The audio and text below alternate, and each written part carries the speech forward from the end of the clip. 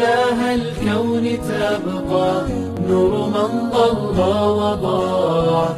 أنت أسمى أنت أنقى أنت السلام علیکم ورحمۃ اللہ وبرکاتہ.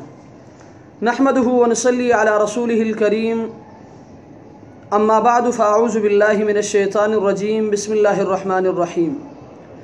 الحمدللہ آج قسط نمبر 205 میں آپ کے مسائل اور ان کے حل کے ساتھ ایک مرتبہ پھر میں آپ کے درمیان.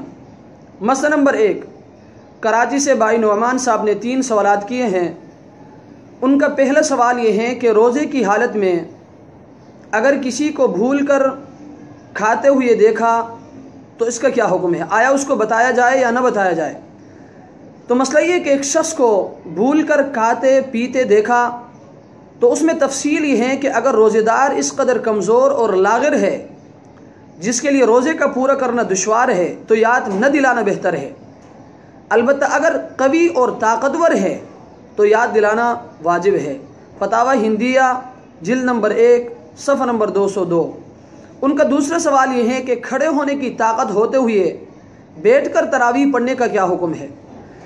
تو مسئلہ یہ ہے کہ کھڑے ہونے کی طاقت ہوتے ہوئے بیٹھ کر تراویح پڑھنا مکروہ ہے، اور بعض لوگ رکعت کے شروع سے شریک نہیں ہوتے ہیں. جب امام پہلی رکعت میں رکوع میں جانے لگتا ہے تو آ کر شریک ہو جاتے ہیں. ایسا کرنا مکروہ اور بری بات ہے، اس سے احتراز کرنا چاہیے. فتاوی خانیہ جلد نمبر 1 صفحہ نمبر 255. ان کا تیسرا سوال یہ ہے کہ اگر تراویح بھول کر 4 رکعت پڑھ لی تو اس کا کیا حکم ہے؟ تو مسئلہ یہ کہ اگر تراویح بھول کر 4 رکعت پڑھ لی تو اگر دوسری رکعت کا قاعدہ کیا ہے تو 4 رکعت تراویح ہو گئی. اس صورت میں سجدہ سہو کی بھی ضرورت نہیں ہوگی.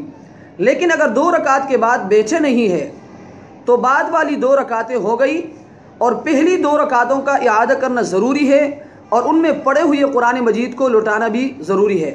نیز اس صورت میں سجدہ سہو کرنا بھی واجب ہے. فتاوی خانیہ جلد نمبر 1 صفحہ نمبر 240. مسئلہ نمبر 4. کراچی سے بھائی سہیل صاحب نے سوال کیا ہے کہ نابالغ سامع بن سکتا ہے یا نہیں؟ تو مسئلہ یہ کہ نابالغ سامع بن سکتا ہے اور اس کو صف اول میں کھڑا کرنا بلا کراہت جائز ہے. احسن الفتاوی جلد نمبر 3 صفحہ نمبر 517. اللہ تبارک و تعالی ہمیں ان مسائل کو سمجھنے کی توفیق عطا فرمائے. وآخر دعوانا ان الحمد للہ رب العالمین.